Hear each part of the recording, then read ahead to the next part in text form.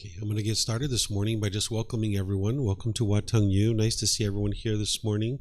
Welcome to everyone joining online as well.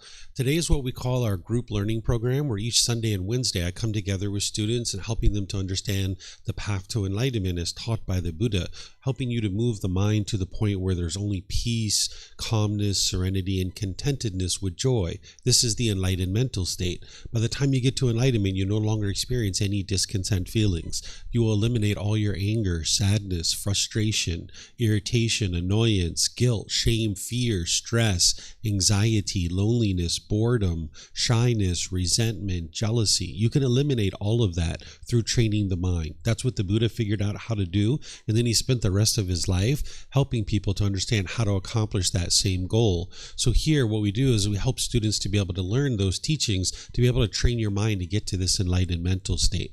Today what I'm going to be doing is I'm going to be helping you to understand chapter 14 of our book. We use this book as a guide for this program. It's a 7-month program where each Sunday I go chapter by chapter. And this Sunday we're in chapter 14, which is titled Cultivating Healthy Mental States, Loving Kindness, Compassion, Sympathetic Joy, Equanimity. This is where you learn about certain symptoms that are in your mind and how to apply certain prescription or a certain antidote. The Buddha gets into kind of a reputation of being like a doctor because there's certain symptoms that he discovered in the mind, and then he figured out certain solutions of how to fix that. And you can see that pretty clearly when you study these 4 healthy mental states. So we're going to start with meditation to be able to help you guys to learn a little bit of the teachings of the Buddha and practice those. But then afterwards, I'm going to move into a talk on these 4 healthy mental states. I'm going to explain to you certain symptoms that you'll experience when the mind doesn't have these mental states. And then I'm going to explain to you what these mental states are and then how to cultivate them and apply them to the mind so you can eliminate these symptoms that the Buddha discovered in the mind. So if you'd like to join for meditation, which is an important part of your practice, but it's not the only thing that you would need in order to get to enlightenment, you're welcome to join for our meditation. I'm going to start with some chanting to ease us into the meditation. And if you guys would like to chant along, you're more than welcome to. We have the chanting sheets over there on the cabinet. You're welcome to help yourself to any of the sheets over there. They're on a laminated sheet, and you're welcome to chant along as I chant because it helps you to get more benefit out of the meditation as you're easing into the meditation.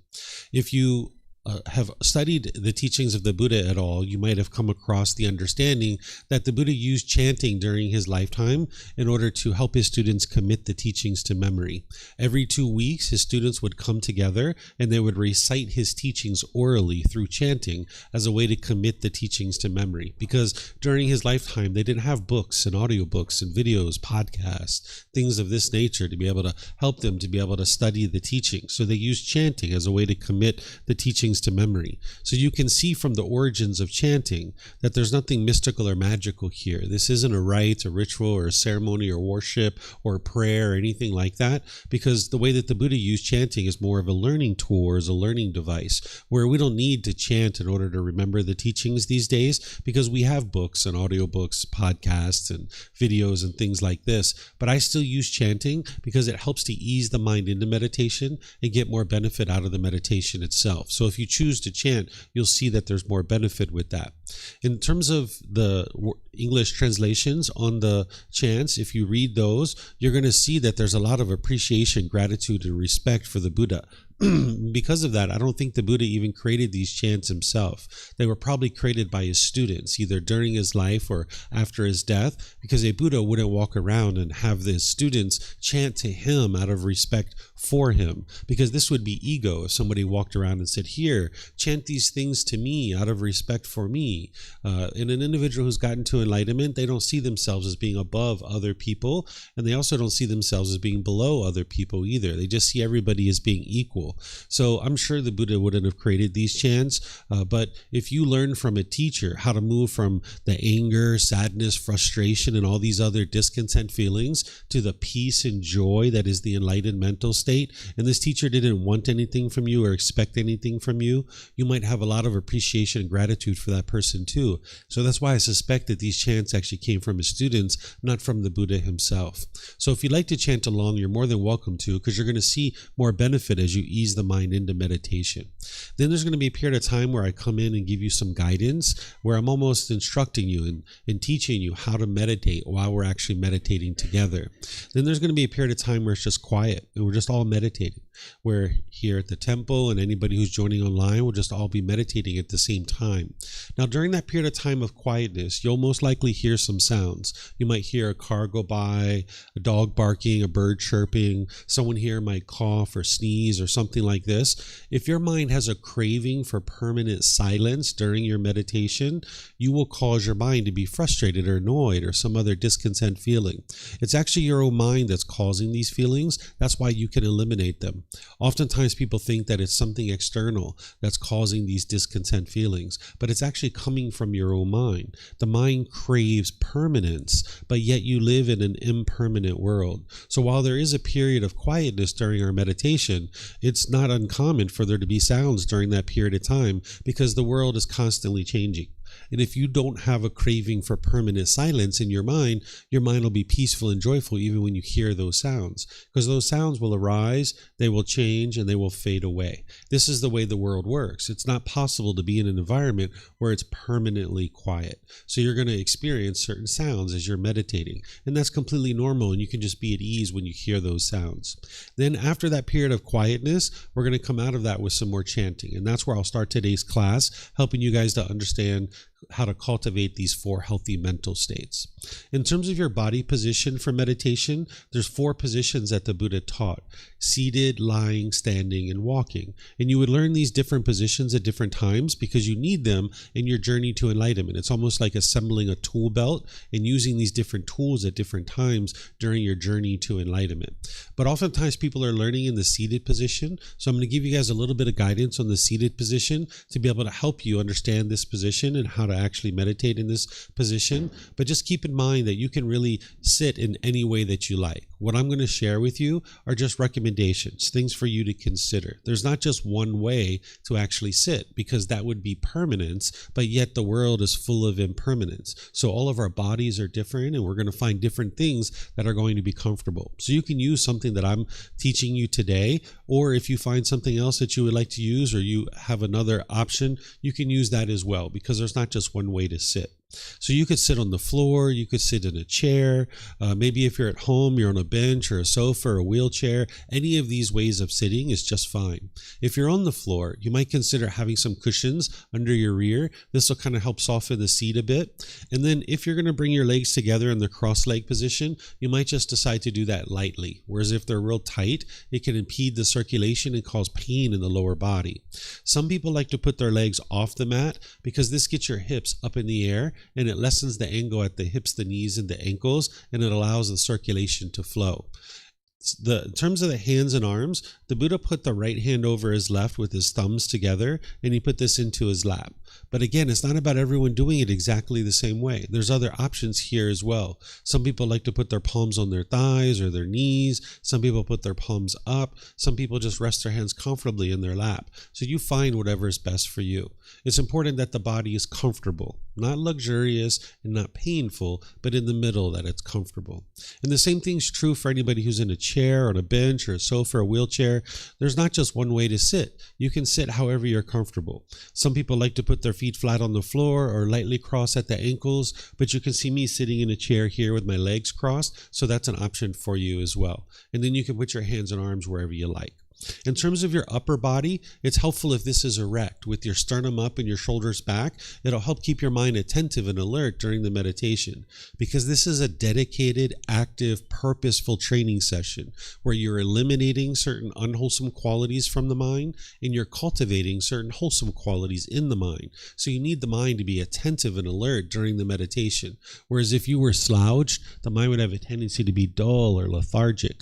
But if you were real rigid, the mind could be overactive or uptight. So you'd like the upper body to be in the middle where the mind can be attentive and alert, and it also makes it easy for you to breathe in through the nose and out through the nose. So I'm going to do this chanting on the way into meditation, which you guys are welcome to join in on, and then I'm going to come back in with the guidance to be able to help you. Arahang Samma Sambuddho Mahakawa Wat Tung Mahakavanang Apivateyami สวากขาโตมหาเขวตาธัมโมธัมมังนามัสสามิสุปฏิปันโนมหาเขวโตสาวกสังโฆสังฆังนามามินะโมตัสสะภะคะวะโตอะระหะโตสัมมาสัมพุทธัสสะนะโมตัสสะภะคะวะโตอะระหะโตสัมมาสัมพุทธัสสะนะโมตัสสะภะคะวะโตอะระหะโตสัมมาสัมพุทธัสสะอิติปิโส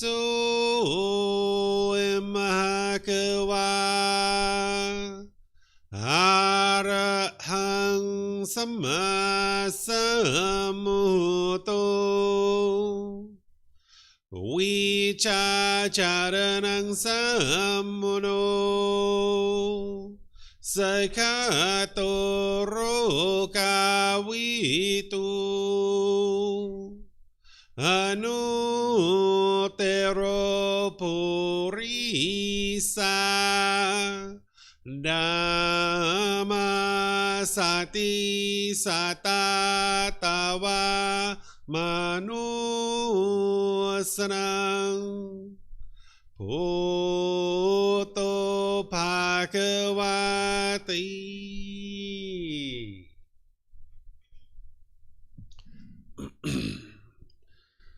Okay, with the lower body and hands and arms comfortable, and the upper body erect, just close the eyes and start breathing in through the nose and out through the nose. Here you're just looking to establish the breath. A nice, natural, steady, consistent breath.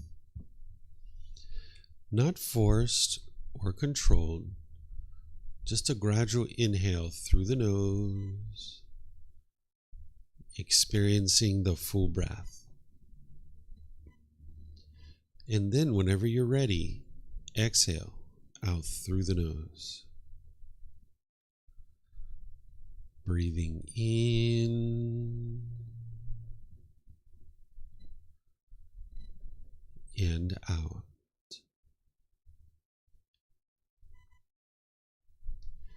Breathing in and out.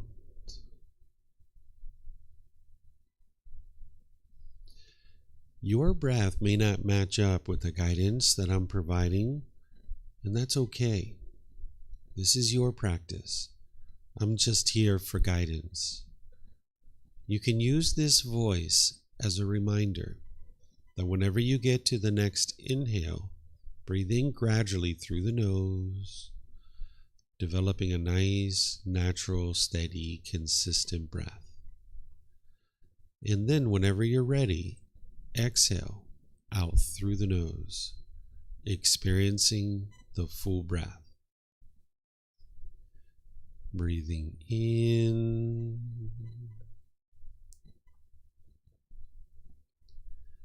and out.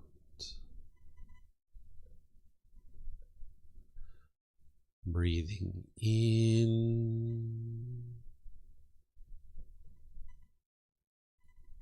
and out.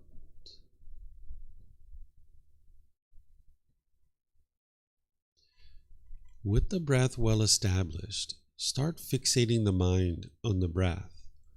either the sound of the breath coming into the nose or the sensation of air moving over the skin into the nose.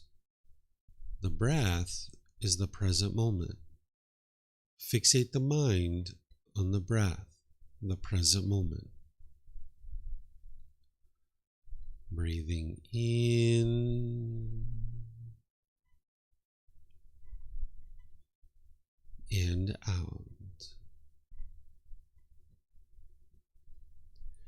Breathing in and out.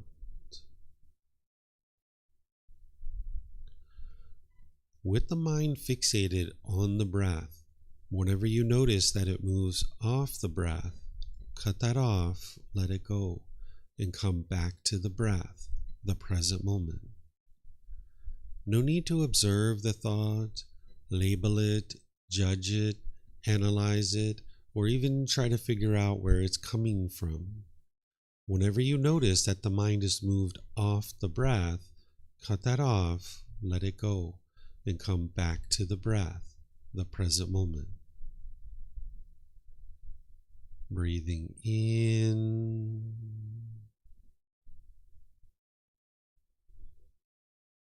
and out.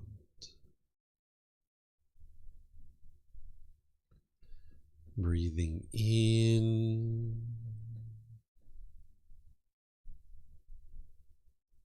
and out.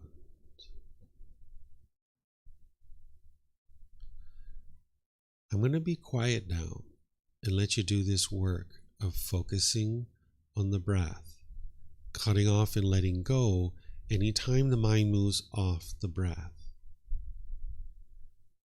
You have nowhere to go. There's nothing to do.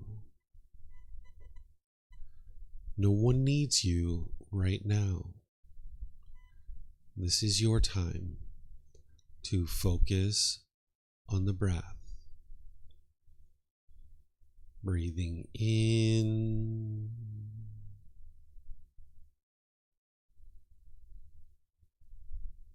and out.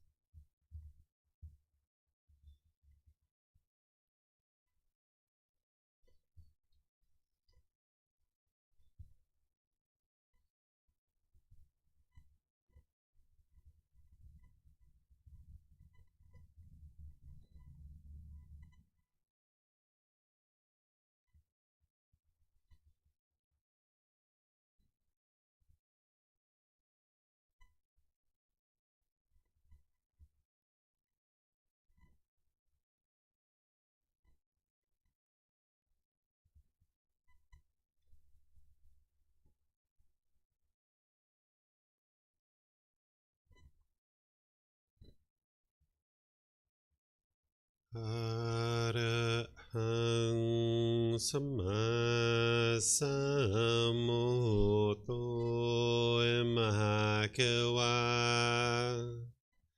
โอตังมหาเขวันหังอภิวาเทมิสวากขาโตมหาเขวัตตาธัมโมธัมมังนามัสสามิสุปฏิปันโนมหาเขวัตโตสาวกสังโฆสังฆังนามามินะโมอะระหะสะภะคะวะโตอะระหะโตสัมมาสัมพุทธัสสะนะโมอะระหะสะภะคะวะโตอะระหะโตสัมมาสัมพุทธัสสะนะโมอะระหะสะภะคะวะโตอะระหะโตสัมมาสัมพุทธัสสะอิติปิโสมหาเขวาอะระหังสัมมาสัมพุทโธวิชาจารณังสัมมุโนสกขาโตโรกาวิตุอนุเตโรปุริสาธัมมาสติสัตตาตาวามนุสนังพุทโธภาควาติ Okay, if you guys would like to slowly make your way out of meditation. Once again, welcome to all of you guys. Welcome to everyone here at the temple. Welcome to everyone joining online as well. What I'm going to be doing is sharing a topic with you guys that's all about cultivating the 4 healthy mental states in the mind. Cultivating these 4 healthy mental states of loving kindness, compassion, sympathetic joy, and equanimity, it's going to antidote certain symptoms that are in your mind. I'm going to explain to you guys what these 4 healthy mental states are and the symptoms that they're antidoting from your mind. Because then when you see those unwholesome qualities arising, you can bring in one of these 4 wholesome qualities that are going to fix this for you. And this is going to help move the mind closer and closer to this enlightened mental state. The Buddha taught an entire path to enlightenment. What enlightenment is where the mind's completely peaceful, calm, serene, and content with joy. You'll no longer experience any discontent feelings. Anger, sadness, frustration, irritation, annoyance, guilt, shame, fear, stress, anxiety, loneliness, boredom, shyness, resentment, jealousy. All those feelings can be eliminated through purifying the mind. You purify the mind through training the mind. There aren't a bunch of beliefs in the teachings of the Buddha. He didn't teach any beliefs. It's not about believing a bunch of things and hoping that something good happens when you die. Instead, you're learning, growing, and developing in this life to move the mind to this peaceful and joyful mental state. And you need to be able to cultivate wisdom to be able to do that. By cultivating wisdom, you can see what's true or false, and you're able to train your mind to move to this enlightened mental state. So one of the things that the Buddha teaches you as part of his core central teachings is how it's your own mind that's causing all the feelings that you're experiencing. What individuals typically think when there's a lack of wisdom in the mind is that it's other people that are causing you to experience any particular feeling. Whether it's anger, sadness, frustration, or others, oftentimes people believe that it's other people that are causing you to experience these feelings. You might think it's your mom or dad that are annoying you, or your brothers or sisters are frustrating you, or your boss is making you angry. This isn't actually true. You can actually see and independently verify that it's your own mind that's causing these feelings. That when you have craving, desire, attachment, longing, yearning, wanting, and expecting things to be a certain way permanently, if you get what you want, your mind experiences pleasant feelings like happiness, excitement, elation, or others. But when you don't get what you want, your mind experiences the painful feelings like anger, sadness, frustration, and others. You can independently verify this in your own life. You can look at a recent situation where you've been angry or sad or frustrated or some other discontent feeling. And if you look at that objectively, you'll be able to see that it's your own mind that's causing these feelings, that there was something you wanted, you were longing, yearning for, and if you would have got it, you would have been happy. But because you didn't get what you wanted, the mind experienced these painful feelings. So the Buddha brings your attention to this so that then you can actually fix it. As long as you go around believing that it's other people that are causing these feelings, you'll never eliminate your anger. You'll be angry for the rest of your life. You'll have stress and anxiety for the rest of your life. And that's no way to live life, is going around with those types of things. So the Buddha gives you the antidotes or the solutions, the prescriptions of how to solve this in your mind. And part of that is these 4 healthy mental states. But there's an entire path that you need to learn as foundation. Now in this program, we're in chapter 14, so we're pretty far along in this book that students have already studied the original teachings of the Buddha on the Eightfold Path. This is the core central teaching of the Buddha. And if you haven't studied that and you're interested in learning that, there's plenty of opportunities for you to do that. This Monday, tomorrow, I'm going to be starting a 5-day course, Monday through Friday, which is 9 a.m. to 3 p.m., where I'm going to be teaching students all the foundational teachings that it takes to move the mind to enlightenment. And you're welcome to come to any part of that you like here at the temple, or you can even attend by our live stream, or you can watch our recordings. You can learn this core central path of the Eightfold Path, because that's what you would need in order to be able to move the mind to enlightenment.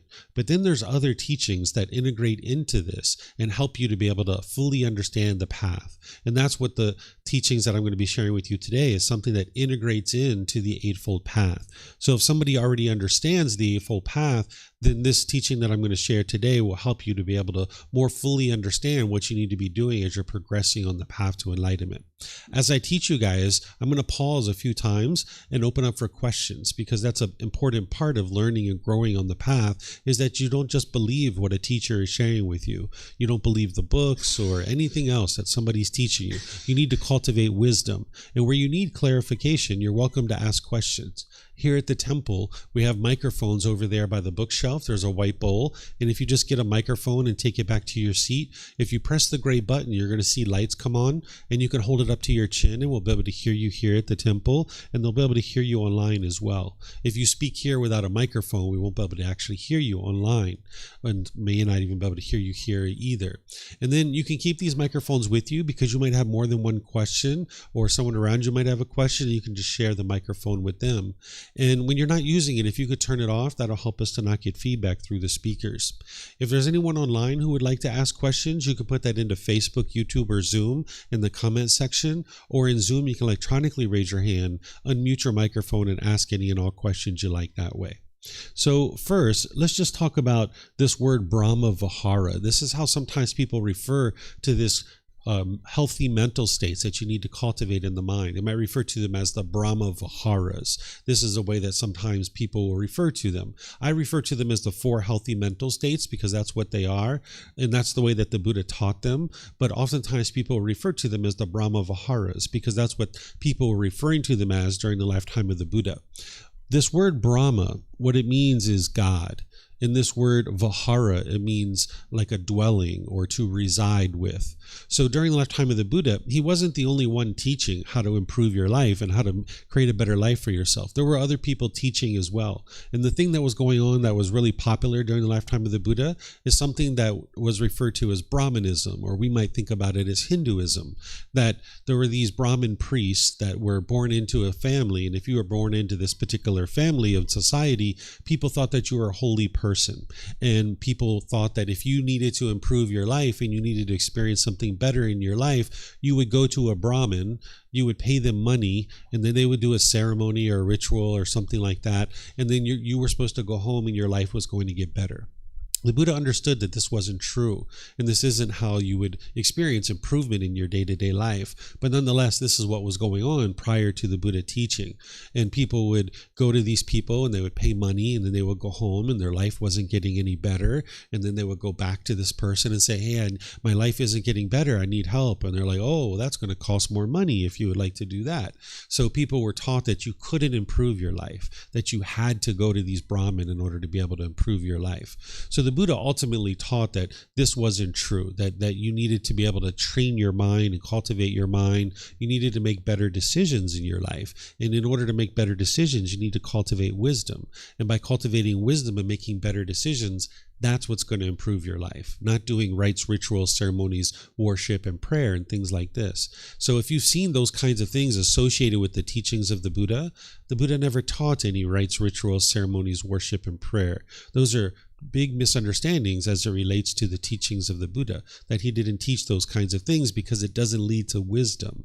So these Brahmin, not only were they doing rites, rituals, ceremonies, worship, and prayer, and things like that, but they were teaching a certain amount of moral conduct and a certain amount of wholesome things that are actually beneficial for you on a day-to-day basis. And one of the things that they were teaching is these 4 healthy mental states. And that's why they were referred to as the Brahma-viharas, because during the lifetime of the Buddha, these Brahmin were teaching that if you would like to be in union with God and you would like to have a closer relationship with God, you would need to cultivate these mental states in order to be closer to God. And that's not the way that the Buddha taught it, because the Buddha didn't put God in the middle of his teachings. The God is not a focal point in the teachings of the Buddha. The Buddha put you at the center of his teachings because it's you that needs to learn and grow and develop and train your mind. So while people call this the Brahma-viharas, which again means God, and then this word means vihara means to dwell with or a dwelling, that's not the way the Buddha taught these. He taught these more as an antidote to certain symptoms that you see in your mind. So that's the way I'm going to teach it to you, but at least you understand this word Brahma-vihara, because you might hear other people refer to these as the Brahma-viharas, and you'll understand the history of that word and why people use that. But I would encourage you to think of these as the 4 healthy mental states, because there's certain symptoms that are in the mind, and then there's this prescription or this antidote that you can apply, which is going to help you to transform your mind, because that's what you're doing on the path to enlightenment, is you're essentially rewiring your mind to have certain wholesome mental states and get rid of the unwholesome mental states. So I'm going to walk you through this. So for example, here with the first one, loving kindness. This is the first healthy mental state that you need to be able to cultivate as part of your journey to enlightenment. And of course, there's that core central teaching of the Eightfold Path that you need to be able to learn, because you need to be able to know how to bring this into the mind, but I'll help you with that here in a moment. So this loving kindness, what this is active goodwill towards all beings without judgment, a genuine interest in seeing all beings be well, because the unenlightened mind doesn't have this in the mind by itself. You're going to need to apply effort to cultivate this in the mind. The opposite of this is where the mind has anger, hatred, and ill will. There's hostility and bitterness, frustration, annoyance, even dislike. You'll have dislike towards other beings. And what the unenlightened mind thinks is that dislike that you have, you might think that it's coming from other people, but it's actually not coming from other people. It's coming from your own mind. You have certain expectations of things you want this person to do, and if they meet your expectations, you like them. But if they don't meet your expectations, you will dislike them. And you might even have a stronger feeling, like anger, or hostility, or bitterness, because they're not meeting your expectations. They're not doing things your way. So you would like to work to eliminate that, where you're not putting these expectations on people and wanting everybody to be a certain way, because that's permanence, and you live in an impermanent world, and everybody's going to be different. Not everybody can be exactly the same way. So in order to get rid of this anger, hatred, and ill will, and all these lesser versions like frustration, agitation, annoyance, even the slightest dislike, you're going to need to arise this loving kindness in the mind. this genuine interest in seeing all beings be well, this active goodwill towards others. And you need to be able to have this in your mind without any judgment. What I mean by that is that somebody doesn't need to do something for you in order for you to have this loving kindness for them. Because sometimes what we're taught in life is we're taught, don't respect others until they respect you first, right? Well, if everybody was practicing that, nobody would be respecting anybody, because I would say, well, I'm not going to respect you until you respect me. And then you're like, well, I'm not going to respect you until you respect me. Oh, okay. Well, nobody's respecting anybody. So if you did that with your love, where it's like, well, I'm not going to love you until you love me first. Oh, well, I'm not going to love you until you love me first. Well, nobody's loving anybody, right? So, and if you judge other people, if you're like, well, I need you to do these things and then I will love you. Well, that's not true love. That's not unconditional love. There's no such thing as conditional love, but we might call that conditional love, where it's if you do this and you do this and you do this and you do this and you do this, then I will love you. That's what a lot of people are practicing in their day-to-day life. They might meet somebody, they might spend time with that person, and now over a few weeks, over a few months, they might get to the point where they tell this person, I love you. I have fallen in love with you. Right? But then you go a period of time where you're treating that person as if you love them, but then you get to the end of the relationship and you're like, I don't love you anymore. I've fallen out of love with you. Well, that's not really actually true love, because this love that I'm talking about, you can't fall in love and out of love with people. Instead, what was happening there is at the beginning of the relationship, this person was meeting your expectations. They were doing things the way you wanted them to do it. But then over time, they weren't meeting your expectations anymore. They weren't doing things your way. And then the mind says, well, I don't love you anymore. I'm not going to be around you anymore. And now someone might be bitter and harsh and hostile to that person. So what you would like to get to is unconditional love, where you can understand that you're going to disagree with people's choices and decisions, but you can still love the person. If you can only love people who make decisions the same way as you, there's only one person in the world that makes decisions your way all the time. Do you know who the person is that makes decisions your way all the time? Yourself. That's it. Right? So if you can only love people who make decisions the same way as you can only love yourself. And you might even find that hard to do sometimes, is to have love for yourself. So you would like to get beyond that, where you're no longer having these expectations or these conditions or this judgment where you're judging other people to determine whether they deserve your love or not. Instead, you would like to break through all of that. You get to the point where you can just love everybody. Love meaning you have a genuine interest in seeing them be well, that you have active goodwill towards them, right? This is what you would like to be able to do, because then you can love everybody in the world. You can have a genuine interest in seeing all beings be well, that they don't have to do anything for you. You don't want anything from them. You don't expect anything from them. You just love them as they are. This is unconditional love. This is why I come here to share these teachings with you, because I love you. I have unconditional love for you. I have a genuine interest in seeing you be well. And I know that it's these teachings of the Buddha that are going to lead to you being well. So I can come here and share these with you without any expectation of anything in return from you. So you would like to get to a point where you have unconditional love for every single person in the world. And it takes time to be able to train the mind to be able to accomplish that, because there's this anger, hatred, and ill will in the mind, that the mind wants things a certain way. And when you get things your way, the mind is happy about that. But when you don't get things your way, you'll get angry and frustrated. But you need to be able to see that it's your own mind that's causing this, because when this anger is arising, what you will tend to do is you'll tend to push people away. You might have pushed away friends or family members in your life. And you can see that didn't solve your problem, because you still get angry, you still get annoyed and frustrated in certain situations. If this friend or family member that you pushed away out of your life was the true cause of your anger and frustration, when you push them out of your life, you would no longer get angry or frustrated. But you can see that didn't work. Or you might be bitter and harsh and hostile towards people through your intentions, your speech, and your actions. Because when that anger is arising, the mind firmly believes that it's something external that is causing it. So the mind thinks, if I'm bitter, harsh, and hostile to this person, it'll almost fear them into doing things my way, and then I'll get what I want. Or you might put your expectations on people and try to control them and force them to do things your way. And some people might be doing this to you too, where they're pushing you away. They're being bitter, harsh, and hostile to you, or they're putting their expectations on you and trying to control you. This is because the mind has craving, desire, attachment, this longing, yearning, and wanting things to be a certain way. And when the mind's not getting what it wants, that's when the anger is arising. So in order to get to the point where you love all beings, you need to understand impermanence, that every being is doing things differently, and that's the choice that they're making. You're never going to get to a point in time where everybody does things exactly the same way. It's not possible. That's permanence. So you need to understand impermanence. You need to understand that your anger is coming from your own mind because you're wanting people to be a certain way and meet your expectations. And when they're not meeting your expectations, that's where your anger is arising. But it's coming from your own mind.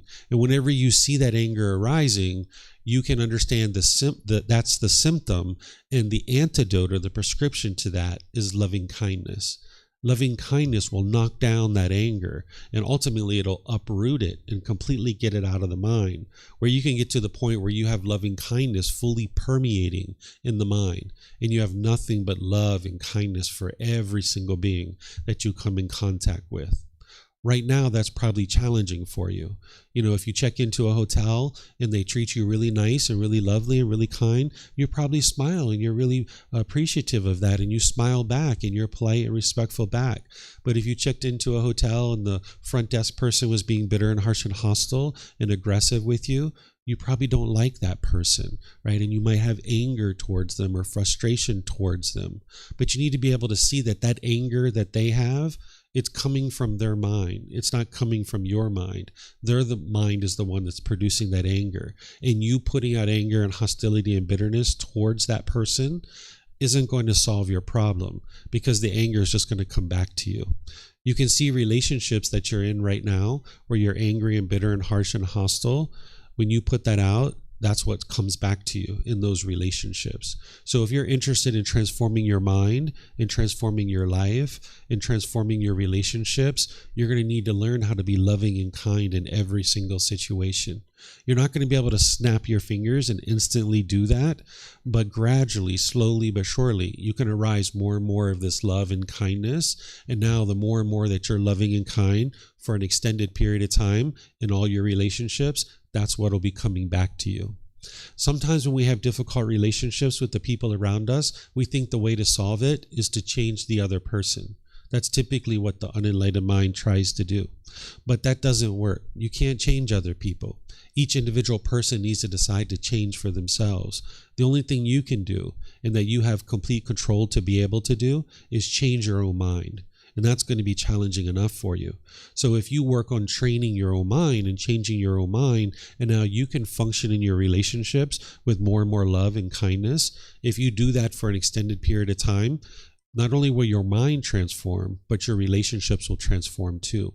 So having this loving kindness now permeating in the mind, your intentions, your speech, and your actions will emanate from that loving kindness. You might think of the mind like a computer.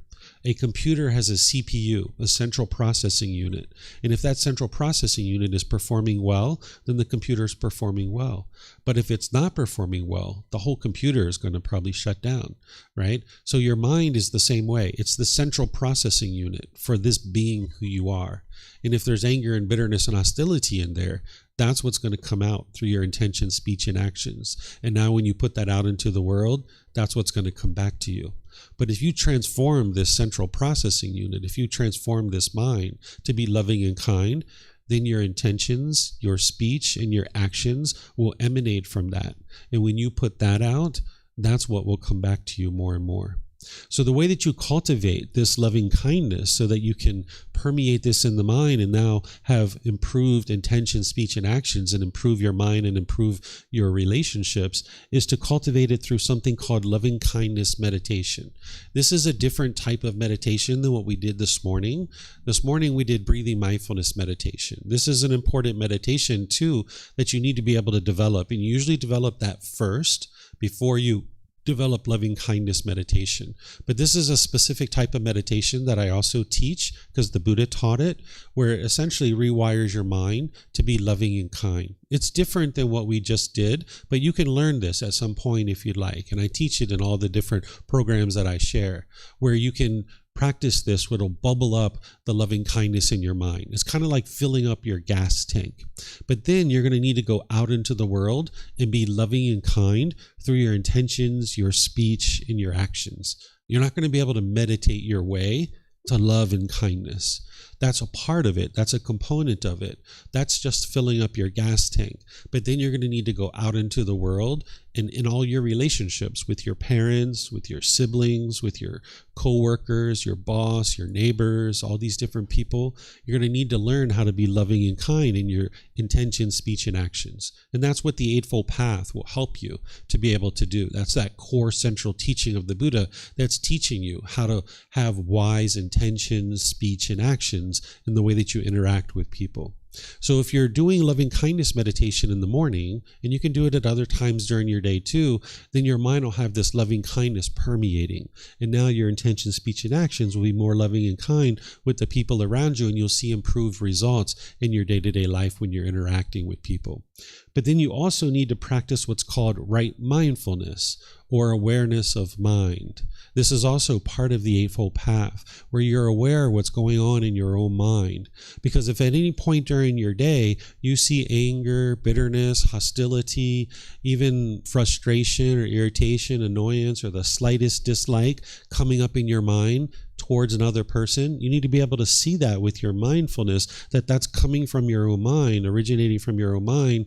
And then you need to apply something called right effort, where you cut that off and let it go. You don't allow the mind to do that. If you allow the mind to be frustrated and agitated and annoyed and have this dislike, it stays wired this way. It continues to stay wired this way. And now your speech and your actions and everything else is going to emanate from that.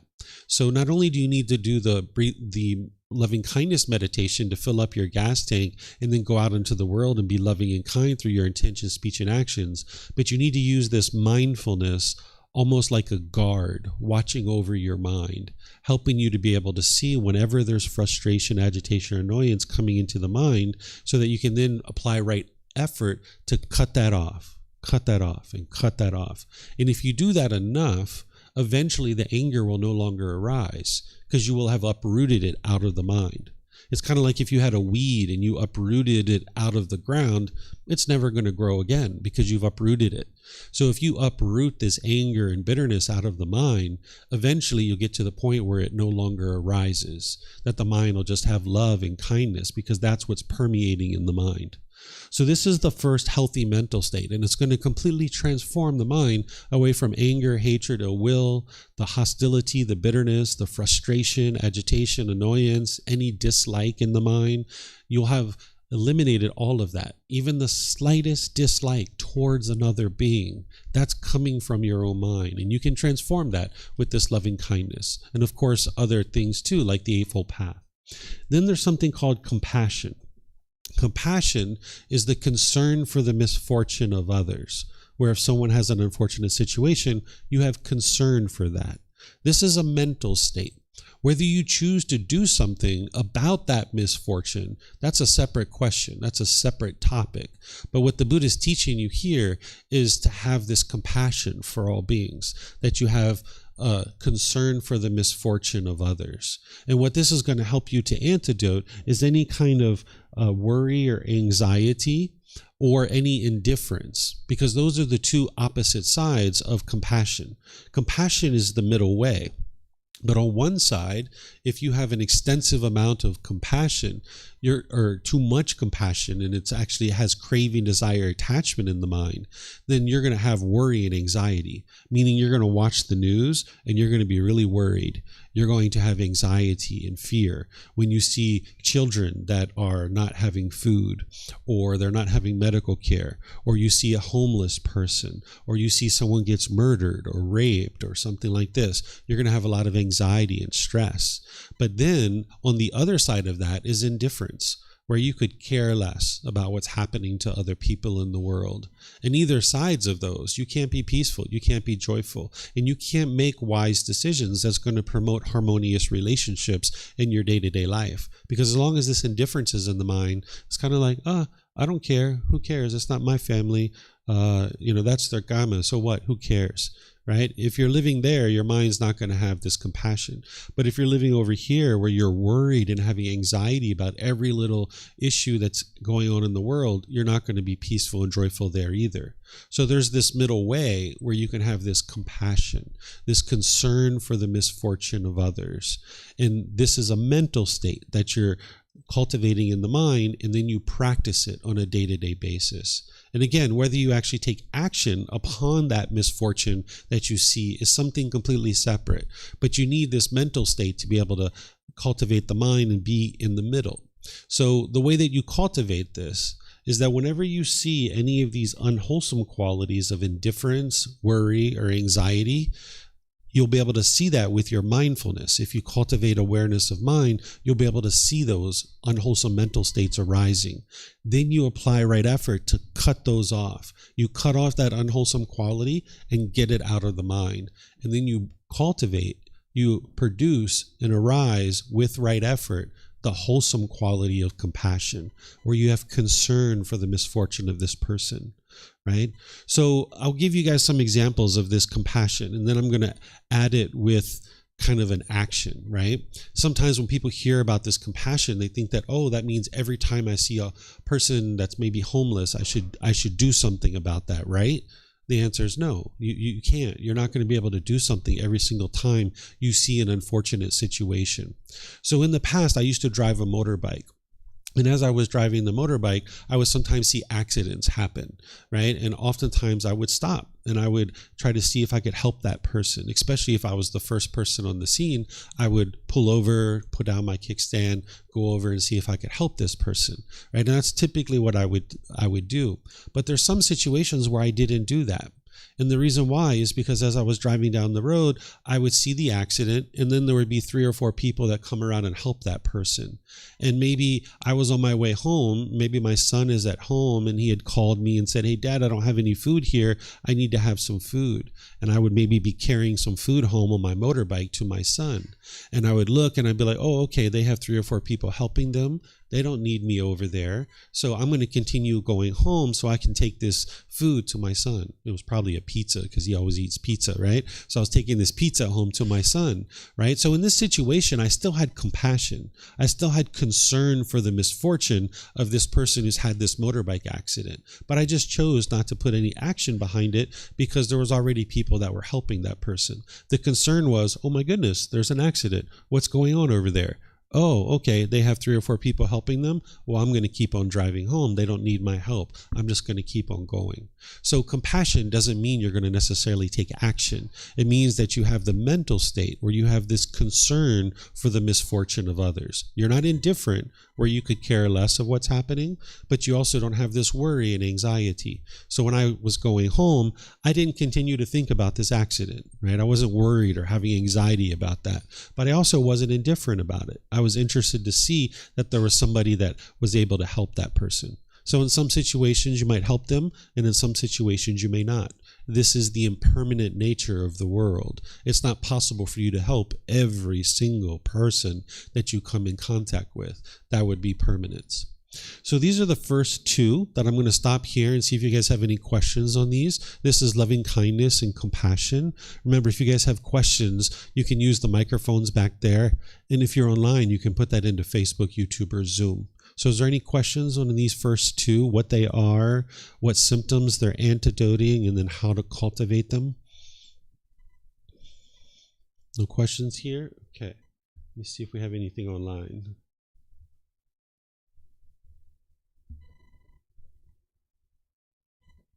Okay, there's a question here on. So Chris is asking in Facebook, when you talk about improving one's results through intention, speech, and actions, are you also referring to the action and practicing right livelihood, or is that not considered an action? I'm not sure why right livelihood is not included in the specific instance of explaining to get better results. Thank you.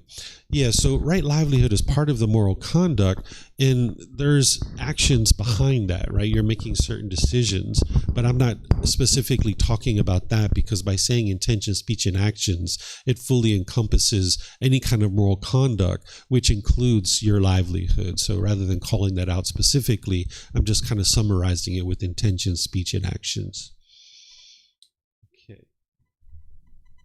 All right, I don't see any other questions. So now I'm going to move on to the next two. These next two are sympathetic joy and equanimity. Sympathetic joy is the joy for others' success, even if you didn't contribute to it. What this is antidoting is any kind of envy or jealousy. That's what the mind is going to have in the unenlightened state, because it has certain cravings, certain desires, certain things that it wants. And in some situations, you might have sympathetic joy, but in other situations, you may not, where you have jealousy and envy towards others. And you would like to get to the point where this sympathetic joy is permeating in your mind, because it's going to eliminate the envy and the jealousy that you have towards others. Right? So maybe in some situations, somebody might say, hey, I'm headed to Thailand. I'm going to go to Thailand in 3 months. What do you think? And you're like, oh, that's wonderful. I was in Thailand. That's a great place to go. You're going to have a really good time. They have mango and sticky rice. They have massages. They have all these great things to do. Oh, you're going to have a great time. Enjoy yourself. Right? And you might have joy for their success, even though you didn't contribute to it. But now maybe you're at work and there's a new position that's opened up, and you apply for that new position, and maybe some of your coworkers apply for that position too, and maybe they get the job instead of you. And maybe now you're envious about that. Maybe you're jealous about that, right? Because you really wanted that job. That's the craving, desire, attachment. That's the longing, the yearning. And if you would have got the job, you would have been happy. But because you didn't get the job and somebody else got it, the mind can be envious or jealous. So what's going to solve that for you is this sympathetic joy, where you have joy for others' success, even if you didn't contribute to it. That you just have joy for them. Even they're walking around gloating and they're conceited and arrogant and prideful, you can still have joy for their success. You can disagree with their choices and decisions about being conceited and arrogant and prideful. That's their choice. You can disagree with that while still having this sympathetic joy for the person, the joy for their success. And that's what you would like to start doing, is separating the choices and decisions people make from the person themselves, where you can now cultivate in your mind this joy for other people's success, because people are going to have successes and you would like to just have joy for that. Whereas if you have a craving, desire, attachment in your mind, you'll struggle to have joy for others' success.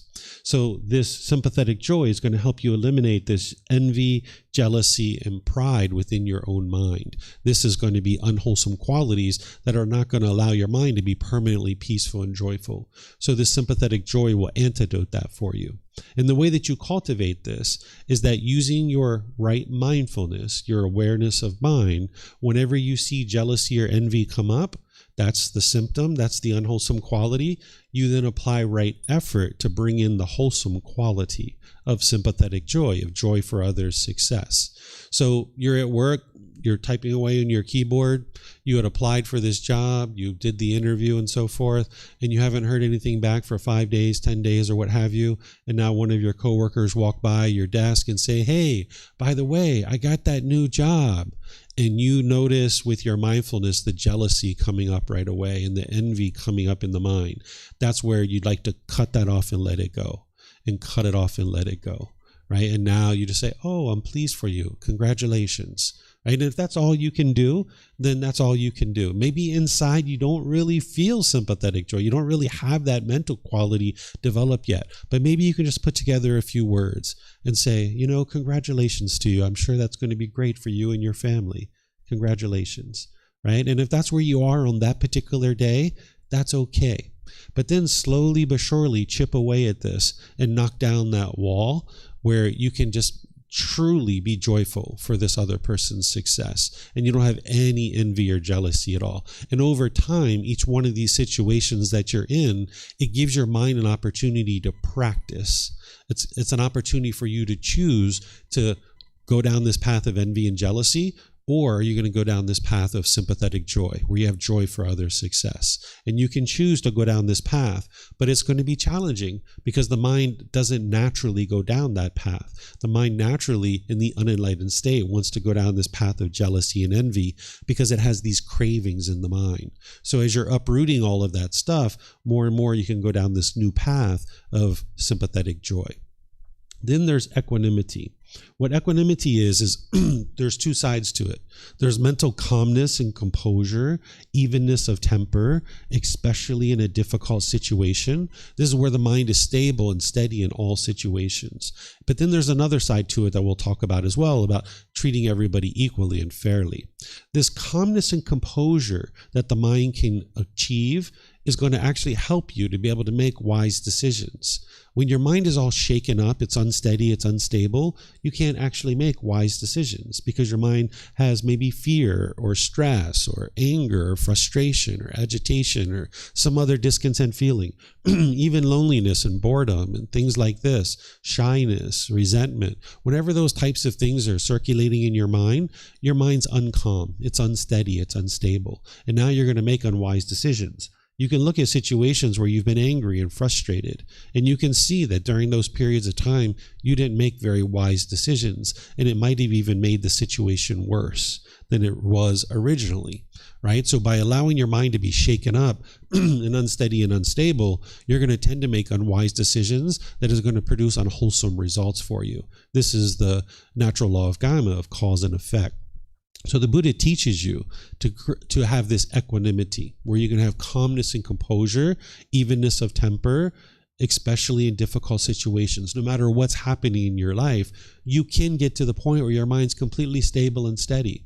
But again, that might be challenging for you right now based on where your mind is and whether or not you've done any kind of training for your mind.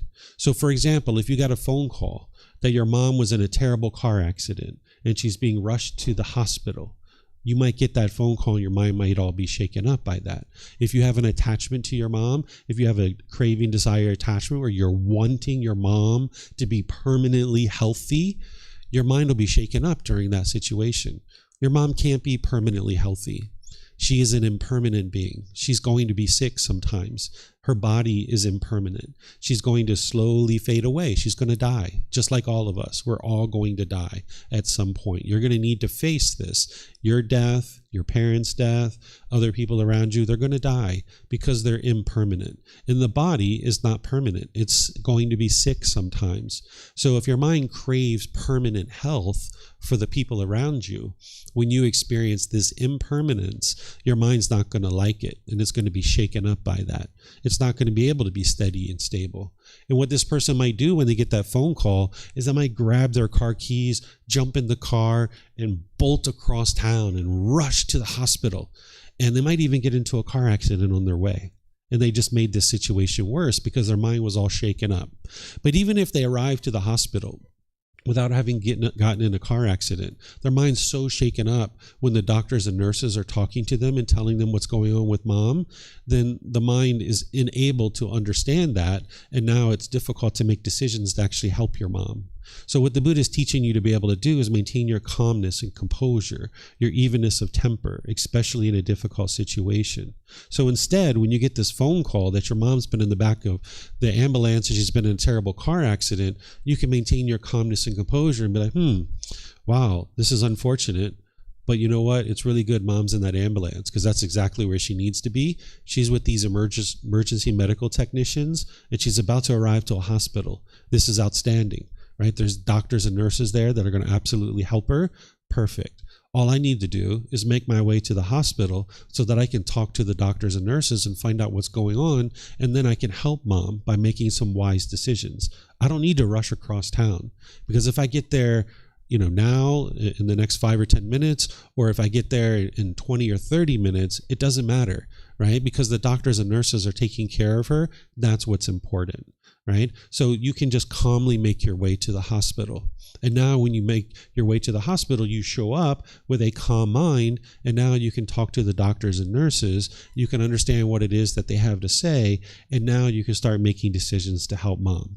Whereas if you show up to the hospital with your mind all shaken up, you're not going to be able to do that. So the Buddha is teaching you to have this calmness and composure, this evenness of temper, especially in difficult situations, so that you can make wise decisions that is going to produce wholesome results.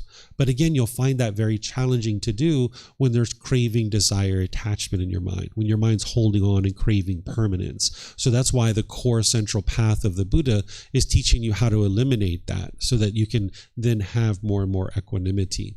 But you need to be able to practice this equanimity with your mindfulness and your right effort, just like the other ones. That whenever you have mindfulness and awareness of mind and you see your mind not having stability and it's not stable, that you now bring in this equanimity. That if you see your mind going to this heightened state where it's all shaken up, whether it's mom in the back of an ambulance and been in a terrible car accident, whether it's maybe you have a child and your child's been injured or they've been in a fight, or whether you get some other unfortunate news, you need to maintain your calmness and composure. The last thing you're interested in doing is starting to make decisions with your mind shaken up. So wherever you see that your mind is shaken up, where it's not calm, it's not stable, it's not steady, and you can see that with your mindfulness or awareness of mind, you then bring in the right effort to eliminate that unwholesome quality where the mind is shaken up, and you now bring in the stability, the calmness and composure, the equanimity, and that's going to calm the mind down. And if you need to do that for several minutes or a few hours before the mind is stable and steady, then that's what you need to be able to do. And over time, when you train your mind to do this, it'll just always be steady. It'll always be stable. It'll never get shaken up. It's kind of like if you had some animals, if you had a post or a pillar, and these animals were tied to this post and pillar, and they were pulling and pulling and pulling and pulling, and they were all shaken up, and they were just trying to get away as much as they could. Eventually, as they keep pulling and they get yanked back to the post or pillar, eventually they're going to realize, I can't go anywhere. I'm just going to sit down and be still right here by this post and pillar. But initially, the animal's going to pull and pull and pull and pull and pull. That's the way your mind's going to do. Your mind's going to pull and pull and pull and pull. And if each time you see your mind doing that and it's unstable, it's unsteady, if you keep yanking it back to this stability, to this calmness and composure, eventually your mind's going to sit down and it's going to be still and it's going to be stable and steady. But you need to be able to train your mind to do this because it doesn't naturally do this in the unenlightened state. So part of that training is to first cultivate the wisdom of what is wise and how to do this. And then once you reflect on that, to be able to see that, yes, it would be wonderful if you had a stable mind all the time. Then you can start practicing this, where you start training your mind to have awareness of mind so that whenever it's unstable or unsteady, you bring in this equanimity, this calmness and composure, this evenness of temper. The second part of equanimity, if you notice this word equanimity, the root word here is equal. That's the root word. So there's another part of equanimity, which is treating everyone impartially, treating everyone fairly, treating everyone equally. If you treat one group of people one way and another group of people another way, you're going to find that people are going to get jealous because they don't have sympathetic joy. And now they're going to experience those painful feelings, and they're going to attribute those painful feelings to you. They're going to think that you're the one who's causing those painful feelings, and they're either going to push you aside, they're going to be bitter, harsh, and hostile to you, or they're going to put your expectations on you and start trying to control you. So in addition to training your mind to get to this peace and joy, one of the things that the Buddha is teaching you is how to navigate the world with a bunch of unenlightened beings where people don't understand that they're causing their own discontent feelings. Because if you train in these teachings, you'll be able to see for yourself that it's your own mind that's causing these feelings, that it's your own anger, your own frustration. You'll be able to see that. but other people won't because they haven't trained in these teachings. So when you're out there in the world, if you're, say, in a work environment and you may be working with 8 people and you go out for lunch and maybe you bring back some donuts for 2 or 3 of your friends at work, well, the other 4, 5, 6 people that didn't get a donut, they're going to get jealous. They're going to get envious. And now they're going to feel those painful feelings and they're going to think it's you that's causing that. And now they're going to get angry and frustrated with you.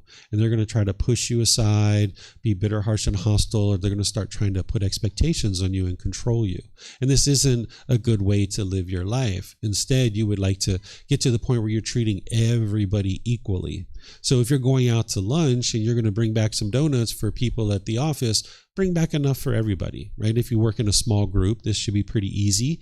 But if you work in a large group, say you have 300 people in your company, you probably can't afford 300 donuts for everybody. So maybe what you do is you get 20 donuts or something like this, and maybe you put them in a conference room, and maybe you send out an email to everybody and you say, hey, everybody, I brought back some donuts. There's some donuts in the conference room. You can help yourself. There's a limited number there. There's about 20 donuts, and feel free to help yourself. So then it's on them to decide to go get the donut. And if I'm the 21st person who comes and there's no donuts, now I realize, I should have came a little bit earlier. It's my decision that led to me not getting a donut. It wasn't your decision that led to that. And now you can preserve your relationships. Or say you have 2 or 3 different kids. Maybe you have children. You would like to treat them all equally. If you treat one child one way and another child a different way, there's going to be jealousy and envy here, right? Like, so say you buy one child a new pair of shoes and you don't buy something for the other child, there can be jealousy or envy here. So one of the things that I grew up with my grandmother, that whenever it was my sister's birthday and we would go to my grandmother's house, of course she had gifts for my sister, but she also had a gift for me, right? This was like the way to practice equanimity. And when it was my birthday, she would also have a gift for my sister as well, so she didn't feel left out. Right? This is a way to practice equanimity. So these are the kind of things that you would like to be able to do, that you just treat everybody equally and the same. So this is going to help you to preserve your relationships and have more harmonious relationships. So if you're a teacher and you have a large classroom of students, you would like to treat everybody equally. Another thing that I experienced growing up is when I was in 2nd grade, I was chewing bubble gum in class. And my teacher said, hey, do you have bubble gum for everybody? And I said, no, I don't. She said, well, you can't chew bubble gum then. If you're going to have bubble gum, you need to have bubble gum for everybody. And I was like, oh, okay. So if I bring bubble gum in for everybody, I can chew gum? She said, yep, you sure can. So the next day, I came in with bubble gum for everybody. And she was true. She let me chew bubble gum because I had a piece for everybody. So I gave a piece to everybody in the classroom, and then I was able to chew bubble gum, right? So this was the teacher practicing equanimity. She was treating everybody equally. She wasn't interested in just one student having bubble gum. She would like to see everybody having bubble gum, right? So this is the type of thing that you would like to incorporate into your life. And the way that you do that too is with your mindfulness, where you see you're getting ready to do something and you're not going to treat everybody equally. You need to apply the effort to make sure that you're treating everyone equally, and that's going to help you to have more harmonious relationships. So these are also part of the 4 healthy mental states: sympathetic, joy, and equanimity. And again, if you understand the symptoms and you understand the solution, the prescription, then you can bring in that prescription. This is where the Buddha gets the reputation of being like a doctor, because there's certain symptoms in your mind, and then you apply a prescription, and you'll see that it fixes the mind. Just like you would apply a prescription to the physical body, you can do the same thing for the mind as well. So do you guys have any questions on either of these two? Sympathetic, joy, or equanimity? Yeah, the mics are over there by the bookshelf.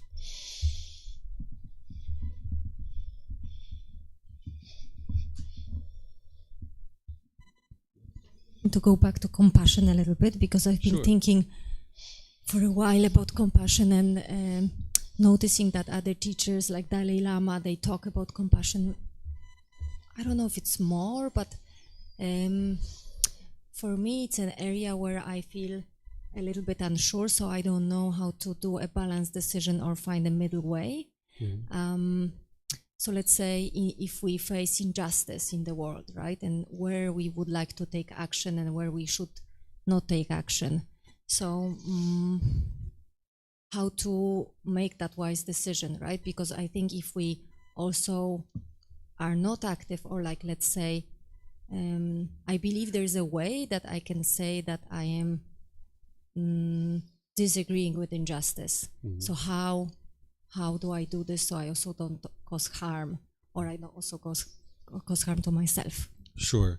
When you're looking at something that someone might label as an injustice, you have to first be sure you're looking at it objectively, because sometimes people might label something as an injustice because that thing isn't happening the way that they want it to happen. They think that it should happen a different way than what is truly happening, and they might label it as an injustice. So you need to be sure first that you look at that and make sure it's not your own cravings, desires, attachments that are getting in your way and clouding your ability to be able to see whether it was truly an injustice or not, because sometimes it's just your own craving. But if you get past that and you see like, no, I think that something, maybe has happened here that is an injustice, as you might say, then you need to be able to also make sure that if you're going to approach something like this, that you're not doing it with craving, desire, attachment, that you're not trying to force this situation to occur in the way that you want it to occur. So in order for there to be a true injustice to occur, there needs to be people involved that are making decisions other than you. And trying to force another person to make decisions the way you want them to do it would be coming from your own cravings, your own expectations. So there's no part of these teachings where you're going out into the world and trying to force other people or convince other people to do things a certain way. But if you think that, let's just use an example, let's just say like for a long time, in society, in some cultures, women don't make as much money as men, right? And this should be equal. That's what the Buddha is teaching, is that everyone should be equal, right? And there shouldn't be any kind of discrepancy in this. Well, if we look at society and we're like, wow, this is something that is unfortunate and it would be better if this was improved. Well, now if we're interested in improving that, and we're interested in helping society to see a better way, we're going to need to offer wisdom that helps people to be able to see that better way, and then let them choose to learn that wisdom and practice it. We can't force them. We can't control them. We can't convince them, but we can do things that are going to provide them the opportunity to learn. And if someone, let's just say, for example, they're protesting, because this is something that people would typically do. If they go out in the streets and they protest, there would be wise to have some kind of educational component to that, where maybe they march to a certain place, maybe there's a stage there, maybe there's different people that give speeches, or maybe there's pamphlets that are being handed out in order to be able to educate people how we're all equal, and there doesn't need to be a salary discrepancy. Women work just as hard as men, and there's no reason why there should be a salary discrepancy. So we need to have some kind of educational component in not doing things like damaging property and blocking streets and inhibiting people from movement and things like this. So this could be a way to help in that kind of situation. And that would emanate from the mental state of compassion. But this is part of the mind's generosity that is being practiced. The action of choosing to go out into the world and educate others without any expectation of anything in return, that's part of the generosity. But that generosity is coming from the compassion, that you have concern for the misfortune. So whether you choose to do that activity or not, it's a separate decision whether someone chooses to do that. That's why I was saying, in order to get to compassion, you need to have that cultivated in the mind and work to make sure that you have that, because that's what's going to antidote the indifference, and it's also going to antidote the stress and anxiety and the worry. But whether you choose to do something about this misfortune is a whole separate thing. You would like to get to the point where you just cultivate the compassion, where you have concern for the misfortune. So like I have concern for the fact that there are some societies where women do make less money. That's unfortunate, and it would be wise if it was different than that. The only ability I have to make improvements there is to teach like this and help people to understand that, yeah, we should treat everybody equally. And then whether people choose to do that or not, whether they listen to my classes on YouTube or Facebook or the podcast, or whether they read the books, that's a choice for them to make. And then slowly but surely people can choose to do that. So the compassion is just the mental state. And the Buddha is not teaching you about the action part, because the generosity that he teaches you, that's a personal choice that you need to make on a case-by-case basis. And it's never going to be always do it this way and never do it this way, because that would be permanence, that would be absolutes. You've got to look at the middle and decide what would be wise for me in any given situation. Should I join this protest? Should I write children's books in order to educate children? Should I, if there's some cause, if there's some topic that's really important to you, you could put some effort behind it, but you need to figure out what's your approach. And in order for me to be able to help people, I know that I need to do this in a sustainable way. We're just going out one day a year to protest is not going to have the same impact as me being able to teach every single day of every single month of every single year. I can sustain this and help a lot more people that way. I can share books, I can share videos, I can share podcasts, and that's my way that I'm choosing to help. And that doesn't mean it's right or wrong for other people. It's just what I've chosen. And then somebody else might choose a different option. But that's separate from the compassion. It's emanating from the compassion, but it's the action that's coming because of the compassion. You're welcome. Any other questions? Okay. We have another question here online. Looks like Chris is asking another question. He says, is equanimity only mastered after a person achieves enlightenment? I have a vague memory of Gotama Buddha comparing equanimity to the enlightened mental state. Can you clarify this? Equanimity is actually fully cultivated when you get into the fourth jhana. I know you understand, Chris, what are the jhanas? These are preliminary phases that the mind goes through before you get to the first stage of enlightenment. There's 4 stages of enlightenment, but when you get into the fourth jhana, the mind is fully cultivated equanimity by that point. The mind is unable to be upset or frustrated and to a high degree, that the mind can be stable and steady by that point.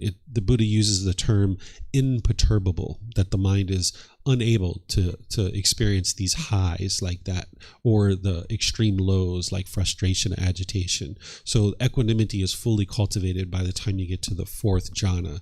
And then from that point forward, you have that equanimity to now be able to make wise decisions that's ultimately going to lead to the extinguishing of all your unwholesome karma by only making wise decisions. Because as long as the mind is shaken up, you would never be able to get to enlightenment. So it's not when you get to enlightenment that the mind is then equanimous. It's that on your way to it, you're going to need to have the equanimity. By the time you get to the fourth jhana, you will have that, so that then that stability in the mind allows you to make wise decisions all the way through the 4 stages of enlightenment till the mind actually experiences enlightenment.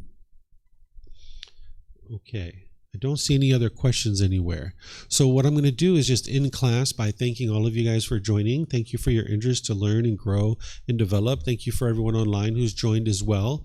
If you guys would like to learn more, there's plenty of opportunities for you to do that. As I was mentioning, next week, Monday through Friday, we have a course from 9 to 3 p.m., which is going to teach all the foundational teachings that you need to be able to journey on the path to enlightenment and get really started with the path to enlightenment. So you guys can join any part of that you like. It actually culminates to Friday, where there's a tour that I take students outside to 2 different temples outside the city, and you can tour around and learn about the artwork, the architecture, and the symbolism of the temples. This evening at 6:30 in the main hall of the temple, I'm going to be guiding students in meditation and then opening up to questions that you guys might have. So if you're coming to the walking market, or if you'd like to come to the temple as part of your visit to the walking market, because the walking market is going to be out here in the main street, you're welcome to stop by the temple and do some meditation with us. It's going to be in the main hall, though. It's going to be over there. And then at 9 p.m. tonight, I'm going to be here teaching this same class again, because I teach at 9 a.m. and I teach at 9 p.m. because different time zones around the world are going to be able to benefit from being able to learn the teaching. So I make myself available to everybody in the world to be able to learn in these different time zones. And it's recorded, so if somebody doesn't make the live class, they can always learn through the recording. So if you're interested in learning more about the path to enlightenment, there's plenty of opportunities for you to be able to do that. You can check our website, you can check our bulletin board over there, you can come and talk to me and I can help you get plugged into whatever you need to be able to help you learn and grow and develop. Because all these opportunities for you to learn, it's all available at no cost for you, whether it's the books, the videos, the podcasts, the classes, courses, retreats, even personal guidance. It's all available at no cost. What I suggest people to do is start with this first book, where you can get it on our website for free. You can download it. You can take it and go print it if you like. If you like printed versions, you can get them here by reimbursing us for the printing cost. Or if you have access to Amazon, you can order it on Amazon. So that's where is usually best for each person to start. In this program that I teach on Sundays, it gradually helps you to go through this book chapter by chapter each Sunday. Next week, we're going to be in chapter 15, which is titled True Love, Love Without Attachment. This is where you're going to learn about what is true love so that you can practice that.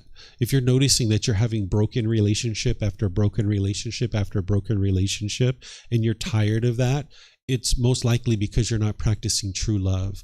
If you practice true love, if you understand what it is and you practice it, you'll be able to see more and more that true love is coming back to you in your relationships. And as long as you don't understand true love, you will experience oftentimes a lot of difficulties and struggles in your various relationships. So that's an opportunity for you to be able to learn that topic, if you like, next Sunday at 9 a.m. or 9 p.m. And you can attend here or you can attend online through our live stream. So perhaps I'll see you guys in one of these future classes. Be well and take care. Have a lovely and wonderful rest of your day. Sawadee Kap.